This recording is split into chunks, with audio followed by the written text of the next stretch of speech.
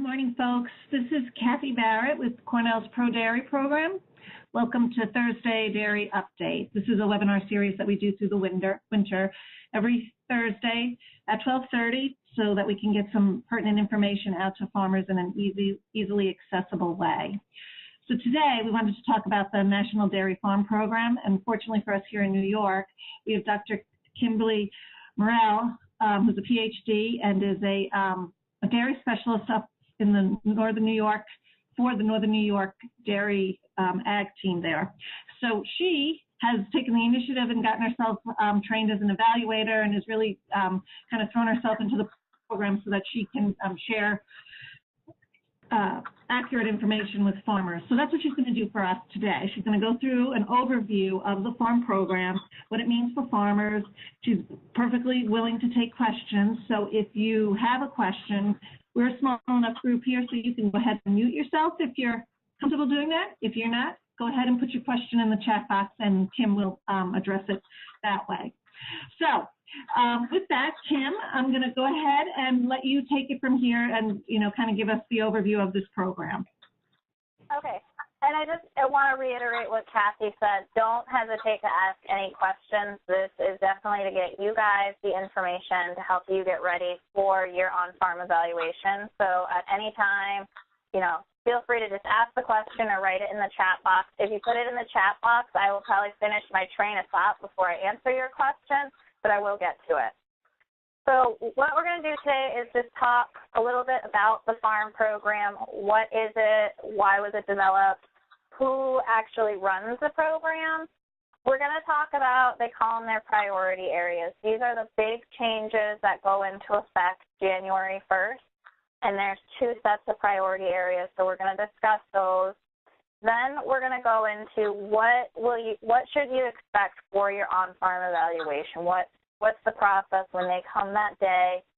And then I'm actually going to do preparing for your evaluation after we discuss the on-farm evaluation, just so you have an idea as to what the program's about.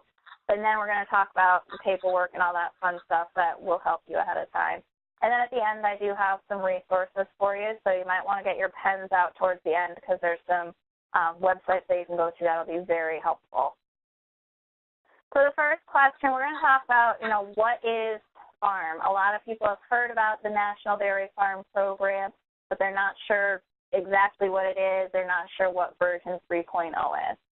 So what the National Farm Program is, it's short for Farmers Assuring Responsible Management, and it was initially started in 2009.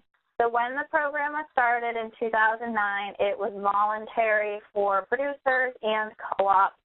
Over the last few years, especially as the milk market has tightened, a lot of co-ops have come in and said, we're going to have 100% of our producers, our member producers, be FARM certified. And having that FARM certification helps market that raw milk product to the Walmarts, the Costco's, the Nestle's, all of those kind of companies. The program, it was originally organized through National Milk Producers Federation with support from Dairy Management, Inc. They initiated the program, and National Milk Producers Federation continues to do the work to support and develop the program. So they're the ones that we can go to directly with questions about the program. And really the end goal of this program, or even as they're building it, is to provide assurance to consumers and customers that their dairy products are from farms where the animals are treated in a humane and ethical manner. And when I talk about consumers and customers, it's both, the moms and dads, everybody at the grocery store, but we're also looking at the Walmarts, the Costco's, all the name brands. So even like Mars, who buys milk products to put in their chocolate and candy bars, those kind of customers as well, because they're the ones who have started to put a lot of pressure on animal care, animal treatment. And this is a program that can be universal for all dairy farms across the United States.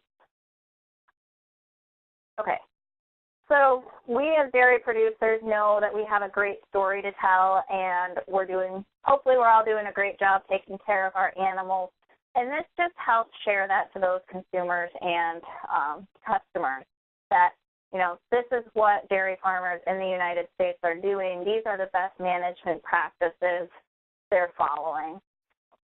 So I did put the website at the bottom. You're going to see this website pop up quite a bit throughout the day. And you can click on this website, and it will give you all kinds of information about the National Dairy Farm Program. And then towards the end, it's going to provide you with lots and lots of resources. All right. So part of the program is it's providing a continuous improvement process to ensure the high care of a high level of animal care. So it's basically setting these are the best management practices on a dairy farm, right from the wet calf through the process of either culling the cow or euthanasia. And through an evaluation process, which we're going to talk about, there is no pass-fail for this program. There might be some things on some farms that they're doing great, but then there might be other areas, and we all have them as dairy farmers, where we could continue to improve. And with this program, part of it is you'll go through an evaluation, but then you'll also get a report back as to certain areas where, you know, maybe animal care could improve. You know, maybe we need to be feeding more colostrum to our calves, or we need to be looking at different kinds of foot baths because we have a higher rate of lameness. So it's a continuous improvement process.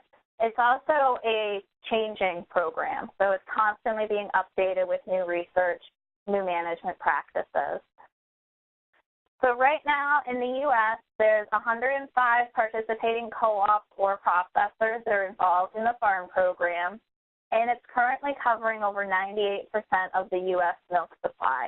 So that's pretty impressive. A lot of that other 2% would be some of our on-farm, our small on-farm processors, whether it's bottled milk or cheese, but nearly all of the U.S. milk supply is covered by the National F.A.R.M program. Okay, so how the F.A.R.M program works, like I commented before, it's promoting best management practices right from the time the calf is born up through end of life. It's created by a technical writing group, which includes academics, veterinarians, most importantly, dairy producers who have to do this stuff day in and day out, and it's updated every 3 years. So they're going to look at different practices. Where can we be improving? What does the research tell us? What's realistic for dairy farms? So they're constantly improving the program, and a lot of it's also from feedback from evaluations. As they're doing this program, they're constantly updating material available to producers as resources. So there's materials that cover both the dairy and the beef practices, and it includes beef because, yes, we're raising dairy cattle, but we do know that the majority of our cows end up as a beef cow at the end of the day. So there is a lot more information coming out on the beef side, especially tied to antibiotic residues and when should we send that cull cow. So just like I commented, there's lots of people on the technical writing group, and these are even specialists broken down by animal lameness, cow comfort, calf care, nutrition, feeding. So lots of individuals go into each topic area, and then they update things. Okay, so the big reason we're having this webinar is there's some big changes to the program that come into effect January 1st. The program had been voluntary when it first started in 2009. For now, for most dairy producers, it's being required by their co-op, and the changes that are coming starting January 1st add a lot more teeth to the program, but have also been slightly controversial. So what they did was create some priority areas, and they broke them down by Phase 1 priority areas and Phase 2 priority areas. The Phase 1 priority areas, these have to be in effect on January 1. If you have your evaluation after January 1st and you don't have these things, you would get what's called a mandatory corrective action plan as part of your evaluation, and you have 1 year from the date of your evaluation to correct that issue.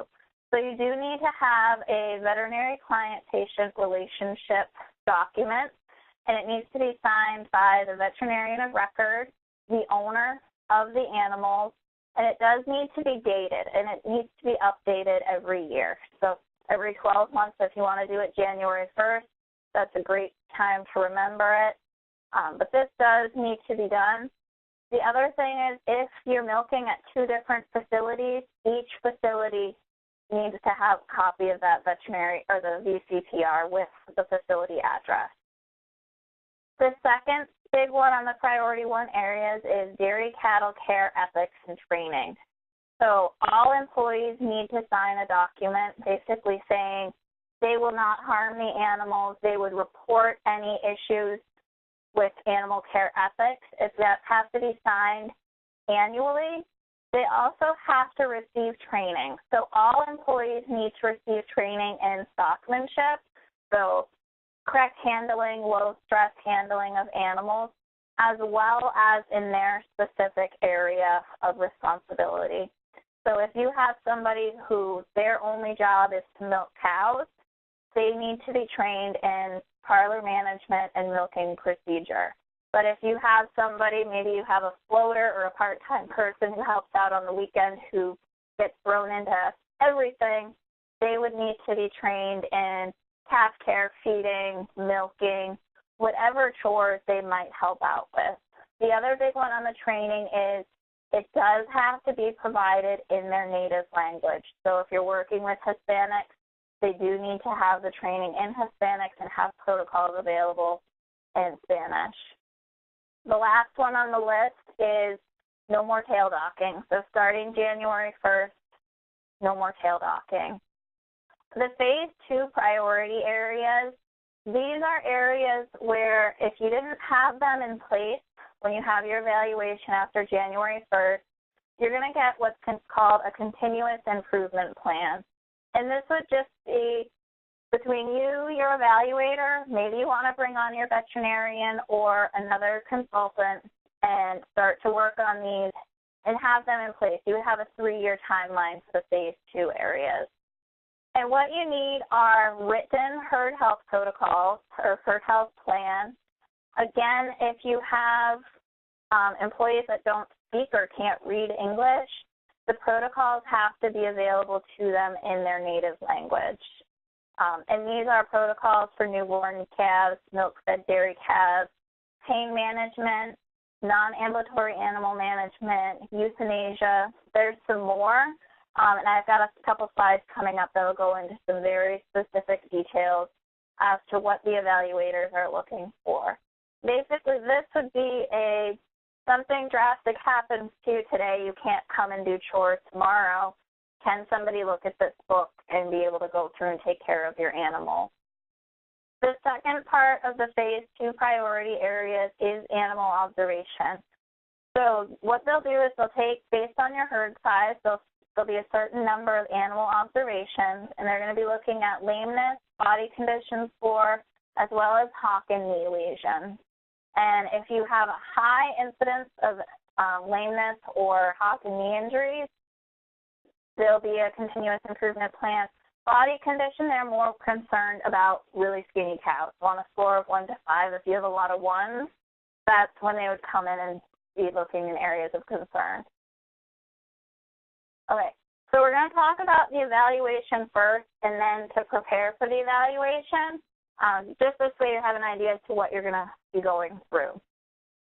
I think one of the biggest things, and I think it helps with the producer confidence on this, is the person who does your evaluation has been trained by a certified farm trainer. They have to have certain prerequisites, and they have to certify and annually and take an exam. So these are not just random people who have never seen a dairy cow. I know a lot of people have had to go through OSHA inspections, and they're pretty sure their OSHA inspector has never been on a dairy farm. Anyone who's doing the farm evaluation has to have a dairy background, and there's actually a pretty stringent process to go through the prerequisites. Okay. So this is an evaluation. It's really important to clarify this is an evaluation. It's not an audit. So when you have your milk inspection, there's a pass-fail. You have a qualitative score at the bottom. There is no score on the farm evaluation. It's very outcome-based. It's a lot of questions as to just what you're doing for management practices. And at the end of the day, the goal is to provide continuous improvement and help you guys as producers. Because, yes, you get lots of magazines, there's lots of webinars, but it's really hard to keep up with all the new research that's going on. So it's an outcome-based process. There is no pass-fail. Okay, so when you have your evaluation, there's 4 parts to it. We're going to go through each one. There's a pre-meeting, which will occur usually about 2 to 3 weeks ahead of time. And then when you have your evaluation, you're going to have some document review and questions, animal and facility observations, and a closing meeting with follow-up. So the pre-meeting, the person doing your farm evaluation is going to call to schedule your evaluation. As an evaluator, we want to work with you as a dairy producer. So if I were to call you and say, I want to come do your evaluation, June 15th, and you're like, no, we're going to be chopping hay, feel free to say no and say, you know what, but these are some days that work for me. It's really important that as evaluators, we're working with your schedule because these do take quite a bit of time.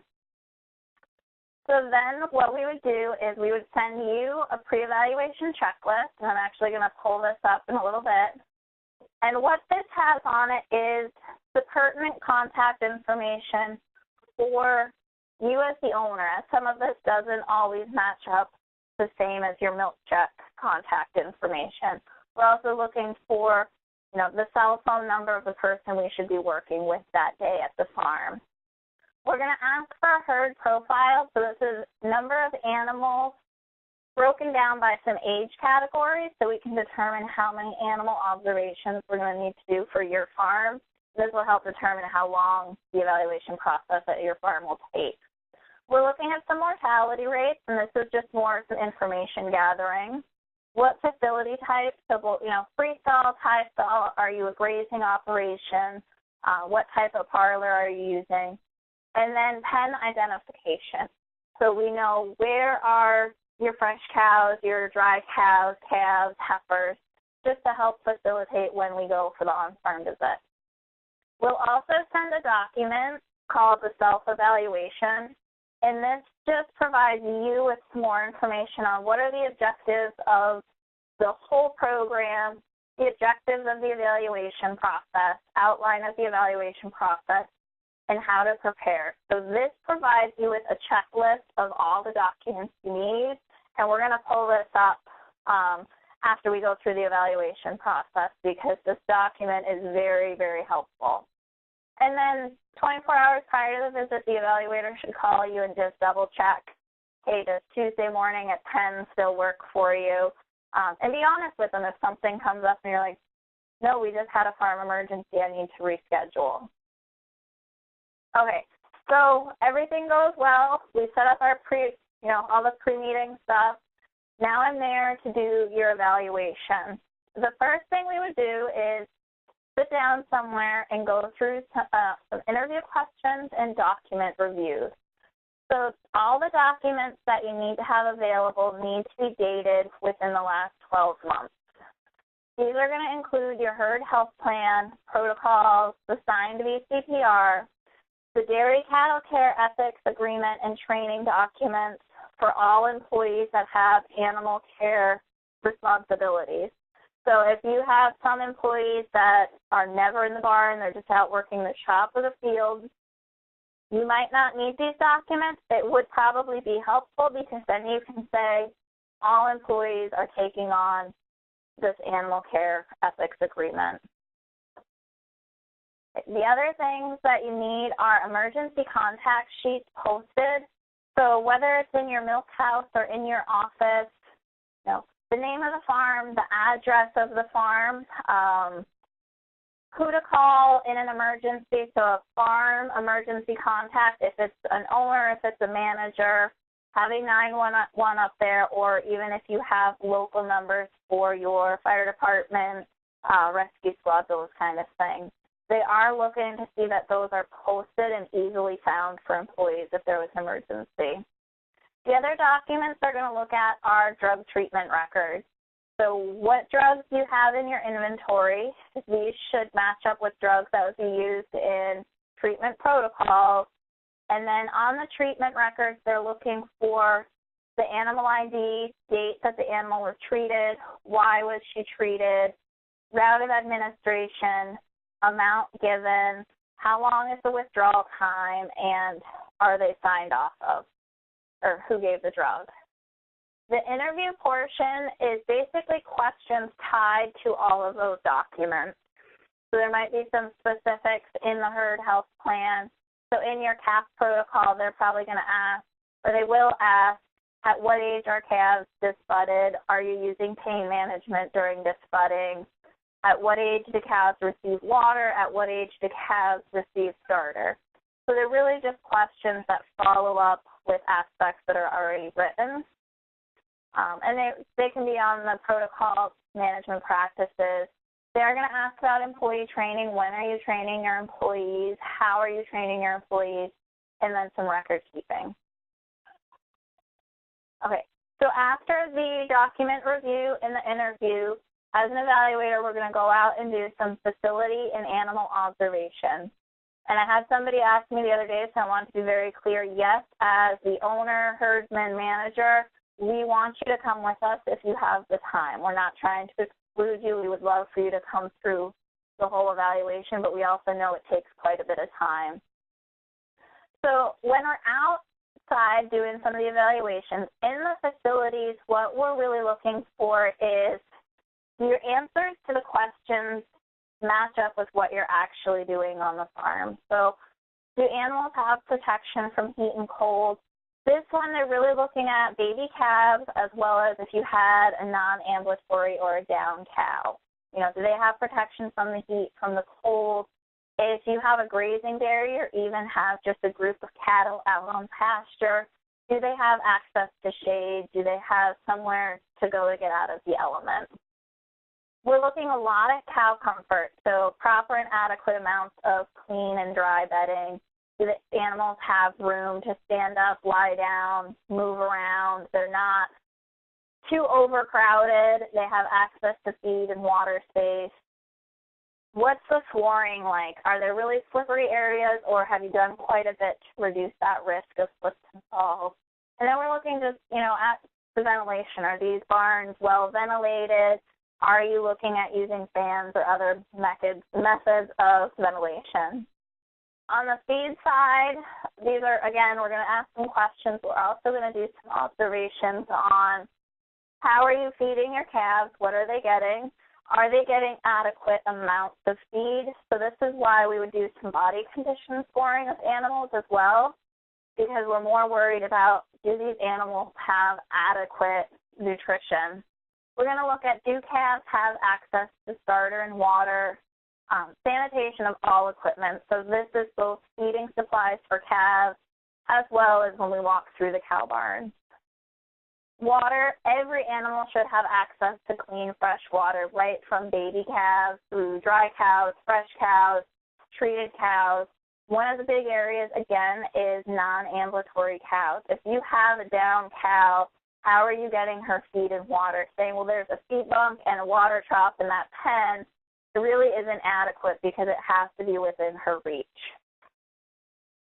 Okay, so on the animal observations, and this is why we need to know your herd size so we can determine how many animals we're going to observe. And for body condition, hygiene, and hock and knee lesions, we're going to observe everything. So we're going to observe baby calves, heifers, cows, dry cows, and then for locomotion, we're only looking at the lactating cows.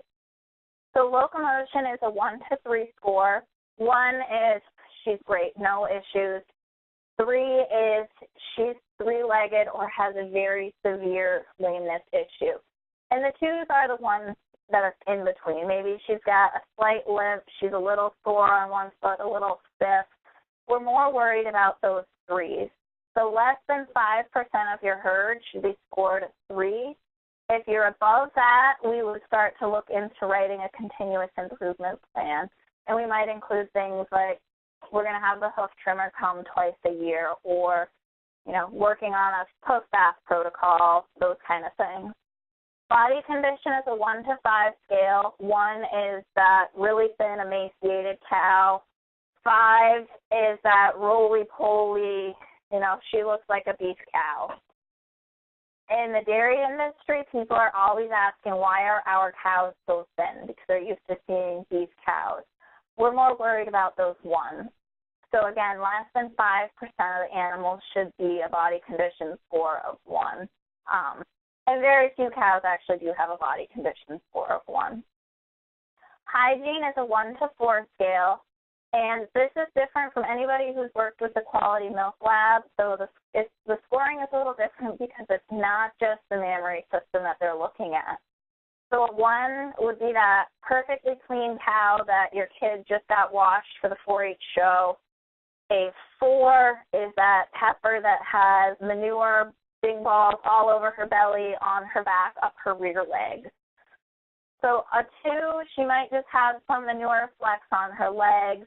A 3, she has manure up on her legs, getting onto her udder. A 4, it's on her legs, her udder, her belly, and her back. For most farms, we're usually in that 2 to 3 scale, but we're looking at hygiene as it ties back to cow comfort and bedding.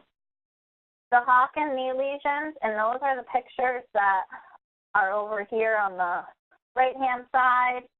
It's a 1 to 3 scale. A 1 is a perfectly clean, fine hock or knee, no swelling, no hair loss. A 2 would be a slight, some hair loss, no abrasions, but just some hair loss. A 3 would be anything with an open lesion or swelling. And again, we want less than 5% of the animals observed to have a score of 3. Okay, so after everything, we're going to do a closing interview, and we're going to discuss what looks great. So what kind of things are you guys doing that are excellent? What areas could be improved upon? So maybe as we're walking through, and so one of the things I'm running into right now is a lot of my farms have stopped giving their calves water. It's 10 degrees out. It's going to freeze today. But, how can we get those calves their adequate water intake? Maybe, can we offer them access to water shortly, noontime-ish, or for short periods after feeding of milk? So just some small areas on that improvement area. And then we're really going to look at, are those phase 1 and phase 2 priority areas met? Do they have their VCPR? Do they have all their animal care ethics and training? And are they no longer tail docking? If we answer, they're doing all of those, they're all set, we don't have to worry about it. If one of those areas is not met, we'll create that mandatory corrective action plan. Reevaluation and resolution must be completed within 1 year of the evaluation date. Otherwise, the producer can face probation or formal suspension from the farm program.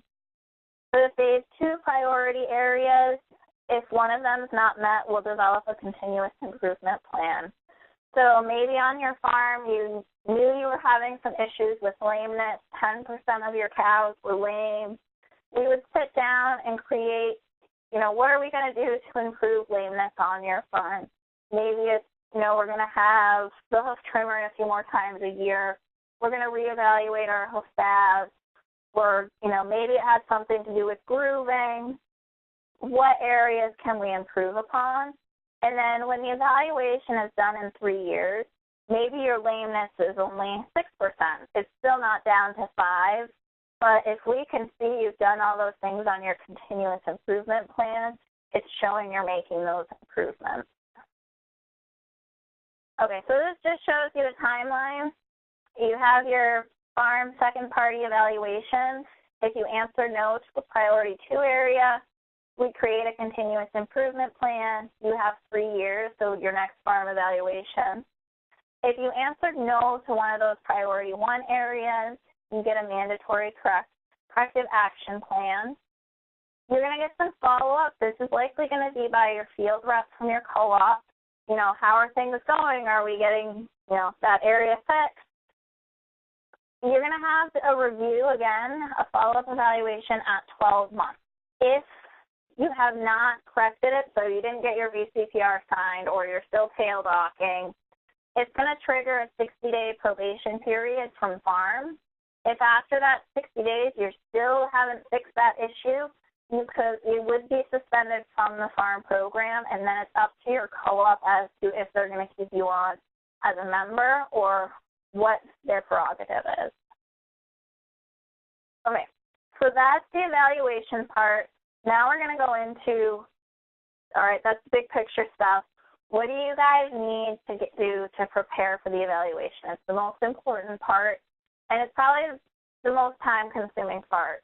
The F.A.R.M evaluation, depending on your farm size, can take, 2 to 4 hours.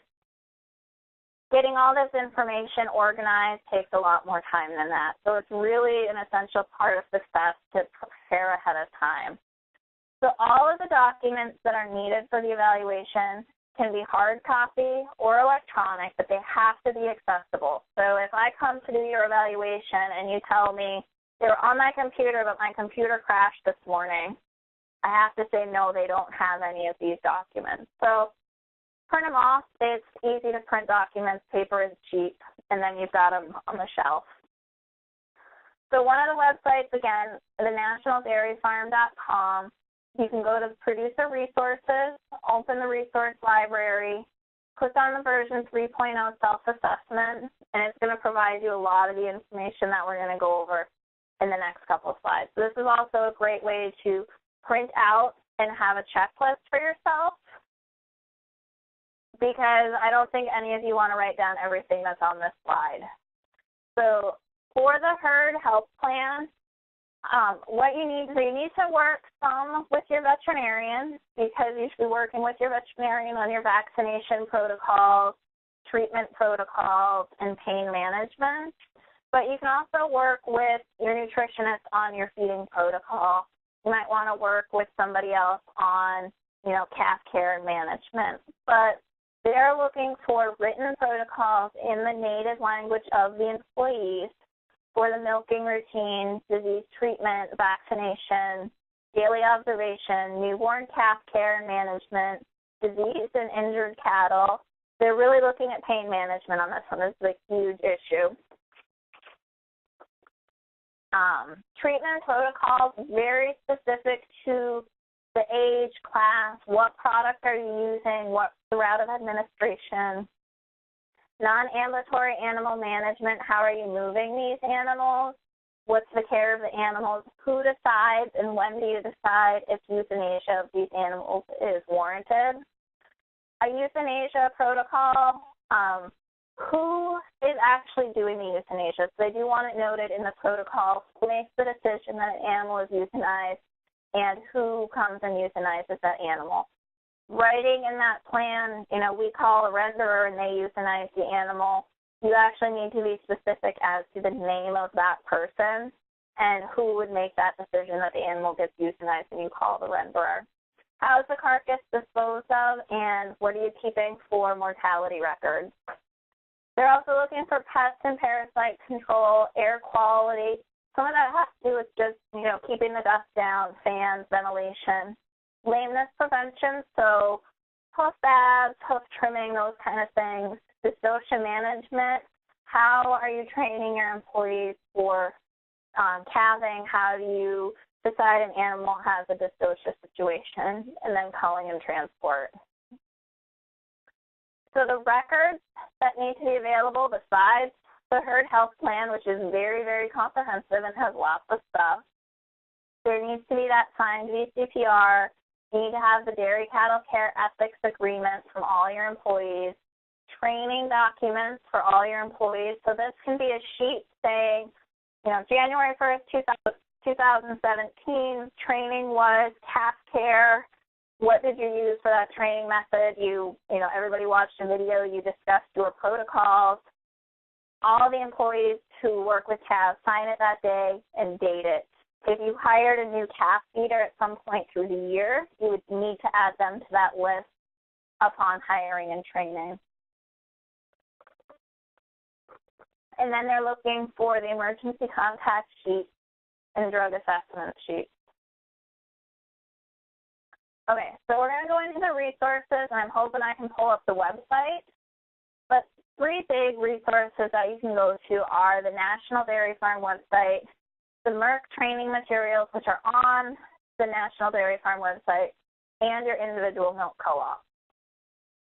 So on the National Dairy Farm website, there's examples of all of the different documents. There's templates for all your protocols, for the herd health plan, those kind of things. There's emergency contact posters, culling posters, antibiotic use summaries, all kinds of great things. And I'm going to see if I can pull it up real quick. So if you're on the National Farm website, oops, I've got it already at the, there we go. So if you go to the National Dairy Farm website, it's going to show all kinds of information, all kinds of resources. You want to go into Producer Resources, into Resource Library. For version 3.0, that's what we're in now. You can pull up templates for training agreements, ethics agreements, the VCPR, read examples of the Mandatory Corrective Action Plan or the Continuous Improvement Plan. The version 3.0 self-assessment is a great document. I would recommend everyone printing this off and using it as a checklist. It's going to provide you those details of what protocols you need to have written. And then it just provides some additional information. So, all right, we'll go back to the slideshow now. So yeah, lots and lots of great resources. Take some time to read through what's available. One thing on the side is you can look at the Drug Residue Prevention Manual, and this is just going to help with, all right, what do we need for antibiotic treatment records? When should we be sending cows? Those kind of questions. The other big resource is the Merck Dairy Care and Farm Animal Care webinar series. This is something Merck has been doing. They started this fall. They continue. I think the next one is either today or next week. I'd have to double check. But they've done all kinds of webinars. Actually, this week was the Building Strong Herd Health Programs. These are all recorded. Right now, they're only in English, but it's a start. They're all on the National Dairy Farm website, and you can use these to help train some of your employees. You still need to go into your specific protocols, but this just helps provide some background information and some best management practices. All right, so milk co-op. The program for most people, your evaluator is either going to be your field rep, your milk inspector, somebody from the milk co-op.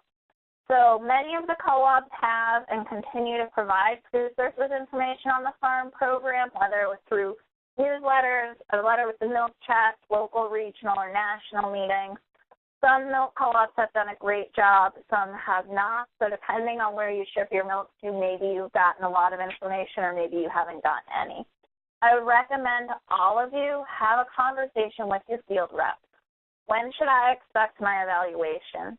These are routinely done every 3 years. So for my husband and I, we had our farm evaluation done last October. We shouldn't have one done until 2019. So routinely done every 3 years. They may do them earlier depending on if they see an issue. For most farms, they're routinely every 3 years. Also ask, what resources does your co-op have available to help you prepare? Some co-ops have templates available to their producers. They're willing to sit down with you.